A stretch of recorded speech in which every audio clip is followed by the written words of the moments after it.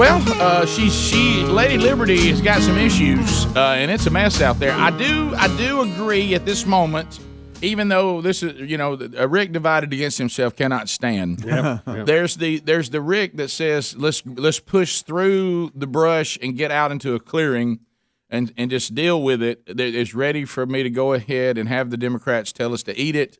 Democrat gloat day. Democrat gloat day. But over the weekend, and look, I'm not saying anything's going to change. Please don't think I'm saying that. Okay. But I do think there is a degree of uncertainty right now that is so high that we need to delay the eat it day. And let me tell you why. Mm-hmm.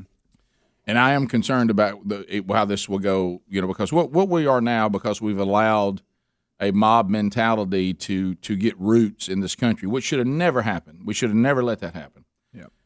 We're now almost getting to the point where you have the people who are not sure how to act on the right, and they're sitting there screaming, cheat, cheat, cheat, we've been cheated, okay?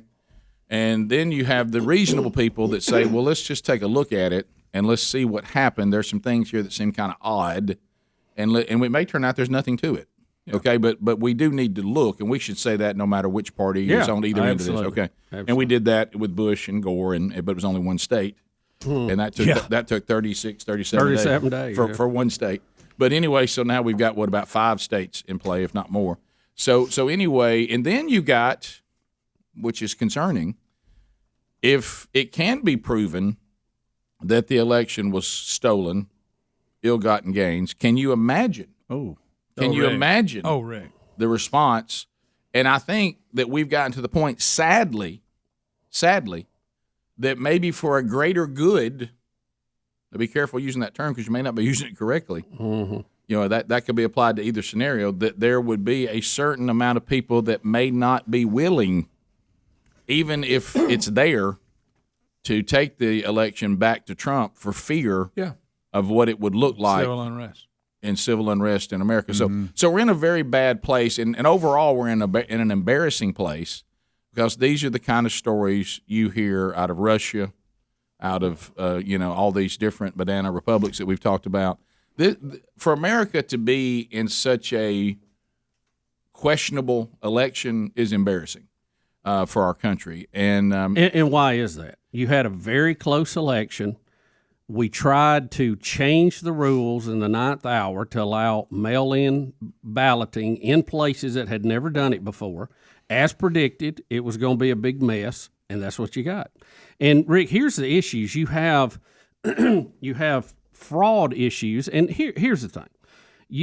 Even if you are a Biden supporter and you voted Democrat, you ought to want to have all these things vetted out so you can prove they're not true, because all you're going to hear is illegitimate president for the next 4 years, like they tried to do with Trump. Well, I was about to say, and anybody we've been through that for 4 years, and we were able to push on through it. So, I mean, I think when people get their win, they don't really care what you say about them. So you have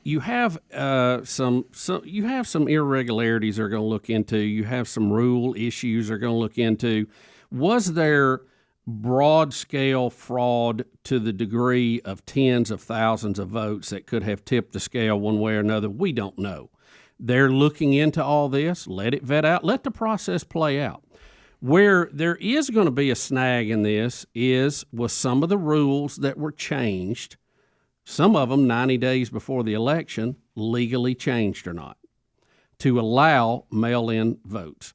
That's going to be the big issue, I think, that could hinge on this, because the Supreme Court and Judge Alito, I guess it was Friday night, was it, had ordered Pennsylvania to segregate all the mail-in votes that came in after 8 p.m. on election night. So they're going to look at all that.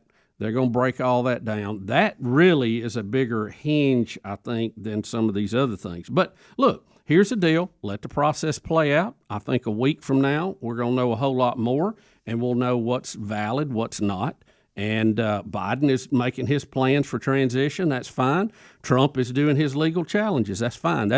And look, the guys who were smart enough to set this system up, our forefathers, they also built in processes to make sure these elections were safe and those are working their way out now. You have your ability to challenge them, and those challenges will be heard, and they'll decide if they need to go further or not. So I think that's good for everybody. Yeah, everybody has to understand the thing that we've talked about.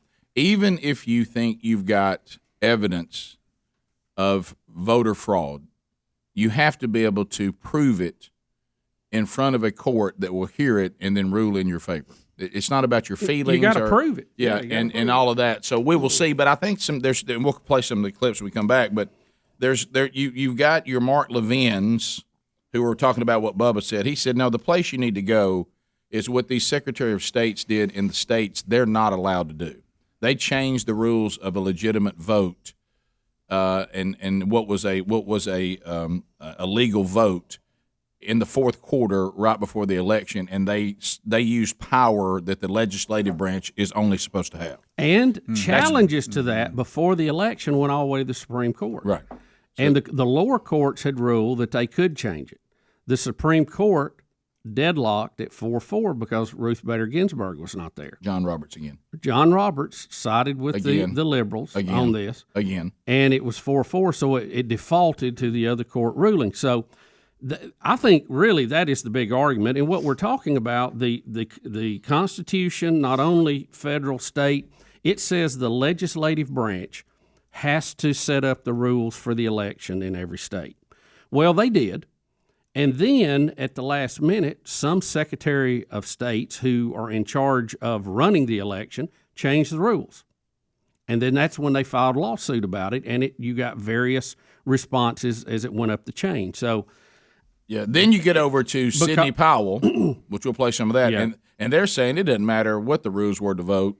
What they did is they used software and manipulated votes and changed votes that were for Trump to Biden, and we've got them busted on it. We know that in one county, this same software glitch, and they put quotations around that, they caught that it took 6,000 votes and flipped them.